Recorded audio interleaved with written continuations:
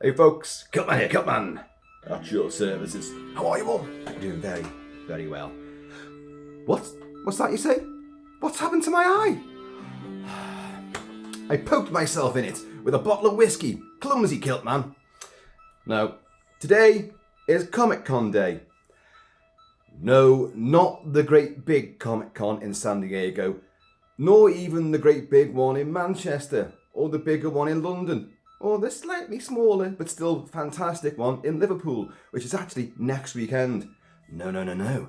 This is a little tiny Comic-Con. It's a rehearsal Comic-Con in New Brighton, not New York. So it's Escape from New Brighton. New Brighton is our little resort town down that way, right on the banks of the Mersey and the Mersey estuary. And in the Floral Pavilion there, which is a great big theatre, there is the, as I say, rehearsal for what's going to become the Wirral Comic-Con, which starts next year, in May next year. So this thing is a little, all cosplayers invited, there's loads of stalls and stuff. So it literally is just a Comic-Con. So why not just call it the Comic-Con and have it starting now? I don't get it. I don't get why this is like, oh, this is just a sort of, set the stage for next year. No. You're doing it now. So then it is a Comic-Con today, right now. Anyway, so Mr. Kilt-Man said, right, well, it's Halloween, so what are you going to go as? Michael Myers. To be honest with you, I am sick to death of Michael Myers.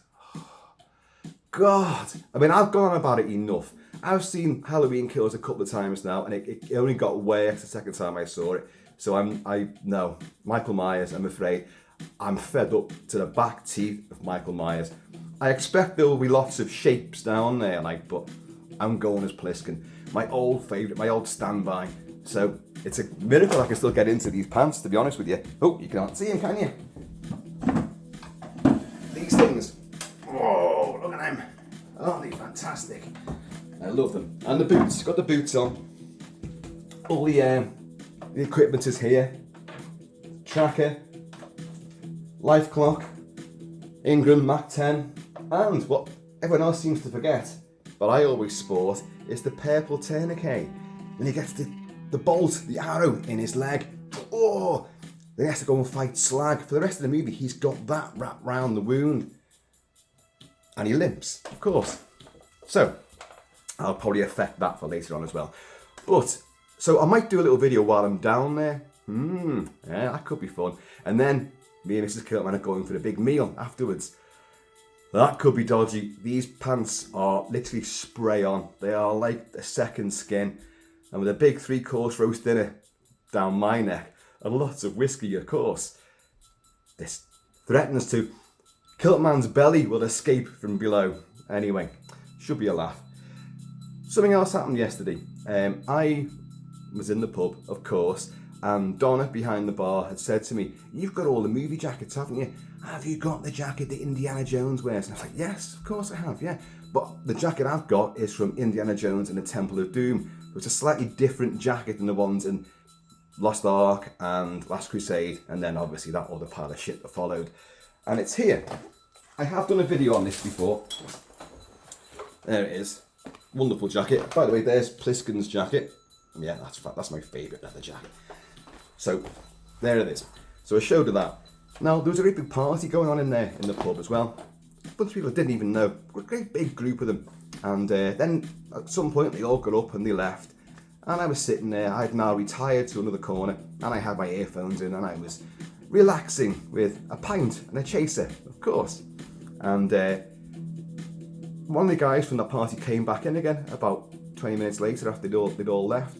I had my earphones in, but quite clearly he was looking for something, which he didn't find. And a different barmaid now from Donna, the shift had changed. She came out from behind the bar and the two of them looked in the corner where they were all sitting before, obviously turned up a blank. And he went, okay, well, he walked out. And after a few minutes, I thought, what's that on the shelf above the seats in the far corner? It was a jacket. It was another jacket. So look, is that what he came in to find?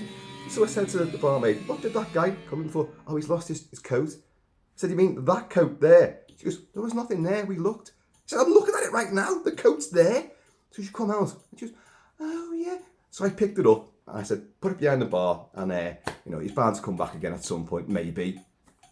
And then I thought, oh, maybe they've having a bit of a pub crawl, maybe they've gone to the Telegraph, my other favourite watering hole around here, around these parts.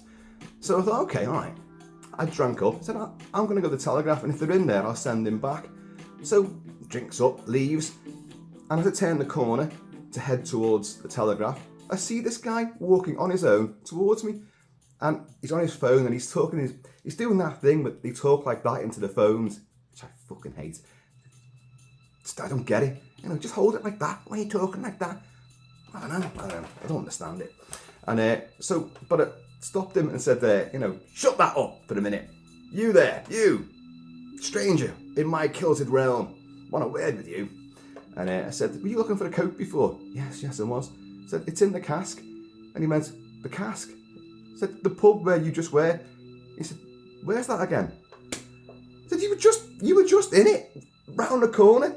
I thought, I'm not walking you there. He said, your jacket's in there. I said, I found it after you come in looking for it. I found it on the back of the shelf where you were sitting. And he went, but we looked, it wasn't there. I said, well, I found it. It was there. It's in the pub now. Where is it again? The cask, the pub you were just in, around this corner. What's it called again? I said, oh, you know what? I'm beginning to wish I'd never found that fucking jacket. So anyway, off he scuttled, and I went into the Telegraph then. And thereupon, I met another big bunch of people who were friends of mine, including Cockney Simon. Yes, apples and pears. He's a great Cockney wide boy, is Simon. No, he's great. And I took my Indiana Jones jacket off and I threw it on the floor. And he went, what are you doing with that? Picked it up and he put it on a peg. I said, took it off again and threw it on the floor again. I said, no, leather jackets are meant to be weathered and worn and battered. There's nothing worse than a shiny new leather jacket. I hate them, I does. They should look like they've been through world wars. Especially they're a Mad Max jacket. They've got to be battered and bruised and bloody. Mine are. And he went, okay, I've got a Steve McQueen jacket, you know. I went, oh, right, have you? I said, the one from the Great Escape. I said, so you've got the A2 aviator jacket from the Great Escape? He said, yeah, I'll bring it in for you. I don't wear it anymore. I said, okay, I'll have that. God, yeah. What? Because I haven't actually got that jacket. I mean, I've got G1s and I've got other aviator jackets, but I've not got that classic one from the Great Escape. So anyway, he disappears. And I thought he'd just gone to the toilet for a tom tit. But he hadn't. He'd actually run all the way back to his house. And he came back in with this jacket for me. I'll show it to you. It is not the Steve McQueen jacket from The Great Escape. And I didn't want to correct him on this because the minute I took it out the bag, everyone in the group went, oh, The Great Escape. I was thinking, is there some kind of mass delusion here? This is not from The Great Escape. I'll show it to you. See if you know what it's from.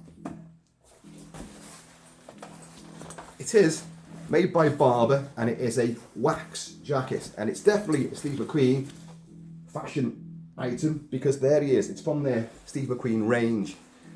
Waxed. It's from, folks, not The Great Escape. No.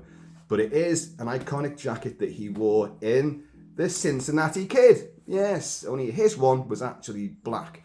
But obviously this one's olive. And I likes it. And there he is, there's the man himself. And it has, where is it now? An iconic little button stud, which is the American flag. Look at that, beautiful. So what a weird day of jackets. I went in to show off the Indiana Jones and Temple of Doom jacket. I then found someone else's jacket.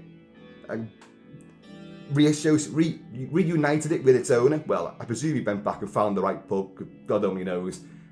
Men all there, you know. And then I goes and gets another jacket.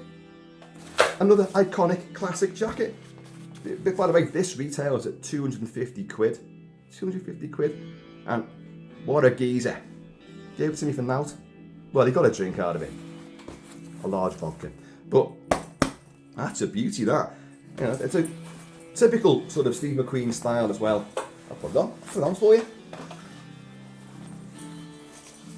But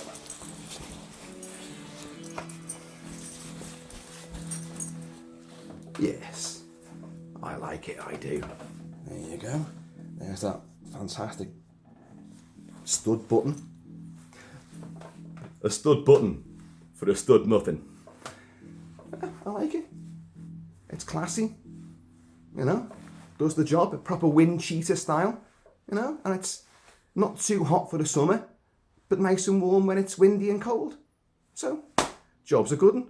So yeah, yesterday was a day of jackets. What a strange, bizarre day. Strange quirk of events. So anyway, folks, that's enough of this inane jacket rambling. I'm now going to head off to Comic-Con. Comic-Con on the Wirral. Do you know what? One day I'm going to find out why they say on the Wirral. Because the Wirral, as you may know, in the UK, where I live, is a peninsula. It's like a great big, a hard-on. It's like England has a little boner which is sticking out into the Irish Sea. And but you don't say, oh, I live in the Wirral. You say, I live on the Wirral. I don't know why that is. I'm not too sure what that connotation really means. I mean, if you live, think of an island, Jersey. You say, oh, where'd you live? Oh, I live in Jersey. You don't say, I live on Jersey, do you? Unless you say, I live on the island of Jersey. I live on the island of so-and-so.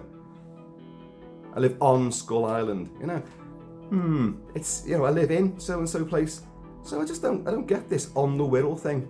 If any of you guys know why it's called, why people say on the Wirral and not in the Wirral. I don't live on Liverpool. I don't live on the Merseyside. I live in Merseyside. But I live on the Wirral. Well, folks, anyway, I might do a little video while we're in Comic-Con. If it's any good, it could be shite, I really don't know. But anyway, Kilt-Man is going to go down there and lend his support. And then I shall escape from New Brighton and get back to a pub nearby. So folks, in the meantime and this, I don't know, crazy eye patch wearing in between time, please keep it Celtic, keep it Celtic. And I am going to see you all.